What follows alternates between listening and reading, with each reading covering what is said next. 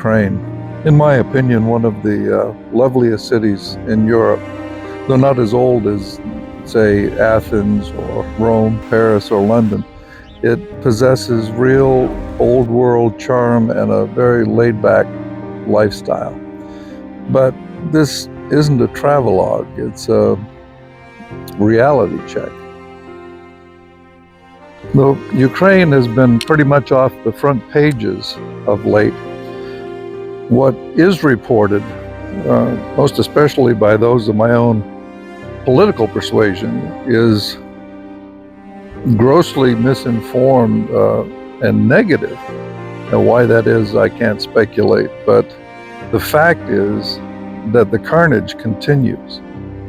Every night, Odessa's port, which is the lifeblood of Ukraine and through which it feeds a large percentage of the world's population, comes under bombardment from the sea as Putin seeks to gain control of this important port.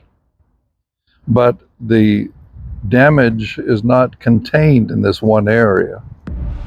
Having all but leveled major cities near the border, leaving their populations homeless, jobless, and destitute, Putin's military has unleashed its fury on Odessa, its real target.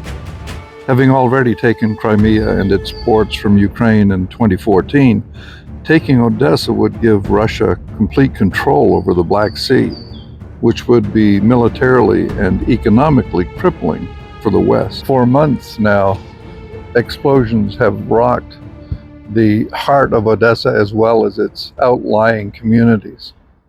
One night, a drone struck this building behind me, and a stairway was struck, and the floor beneath a young Christian woman and her 2-year-old child collapsed. And when the dust settled, they were found in the debris, both dead. They had lost their lives together with 10 other innocent individuals, killed so senselessly and so meaninglessly in this horrific attack. This is just one of really countless thousands of examples of the tragedies of life here in Ukraine during the war. Another good example is this building you see over my shoulder. That is the Hotel Odessa, which was one of the first targets of the war. At about 2:45 in the morning, night before last, I was awakened by an air raid siren, and then shortly thereafter there was one massive explosion here by the docks, which is roughly maybe a third of a mile away from the hotel. Similar explosions, sometimes 20 or 30 a night, have rocked neighborhoods throughout the city, leaving many of the buildings with their windows boarded up, either as a result of having been blown out by these explosions or as a precaution against future attacks. This is the reality that the people of Odessa and of Ukraine in general live with every day. Each morning, news of how many were killed, how many buildings were destroyed quickly makes the rounds. But the people seem to know instinctively that now is not the time to mourn. That will come later, when it's over. For now, survival and sanity dictate sort of an unspoken agreement to behave as if nothing's changed and life goes on as normal. What's amazed me as I've walked the city streets for the past couple of days is the resilience of the people. You know, they know that any moment destruction could rain down on them from the sky and everything could end. How do you live with that kind of knowledge? Well, you live in a sort of denial.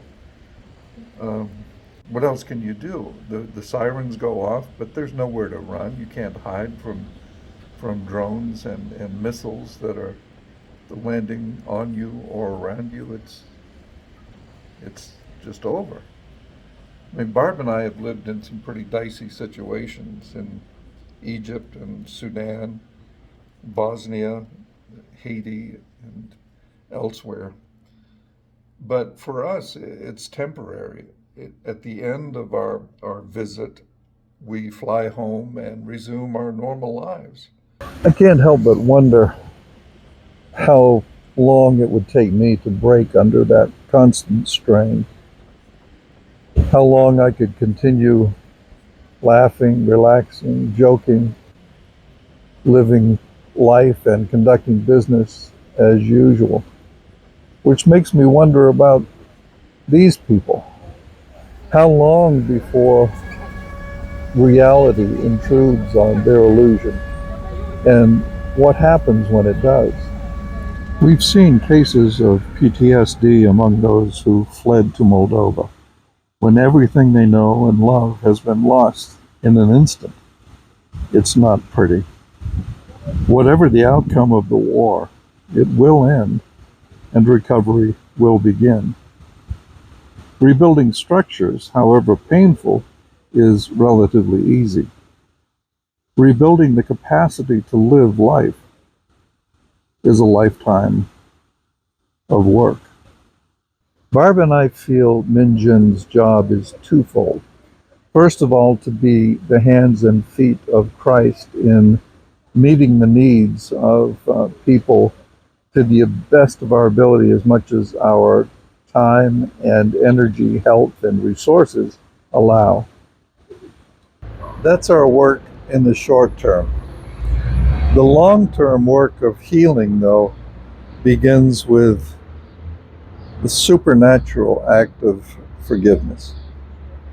Supernatural means it's not something that we can generate from within ourselves. It's something we have to reach outside ourselves, in this case, to the Lord, and borrow from the surplus of forgiveness He's given us, and practice that forgiveness until it becomes real in our hearts and our minds. Only then can real healing begin. Barb and I thank you from the bottom of our hearts for your willingness to join us in this mission in whatever way the Lord prompts you to do. I hope that our paths cross with as many of you as possible during our time home this summer. And if you would like to provide an opportunity for us to share our story and perhaps hear me sing a few songs, then we would welcome that chance. So please contact Barbara. Until then, God bless you and thank you once again. Bye-bye from Odessa.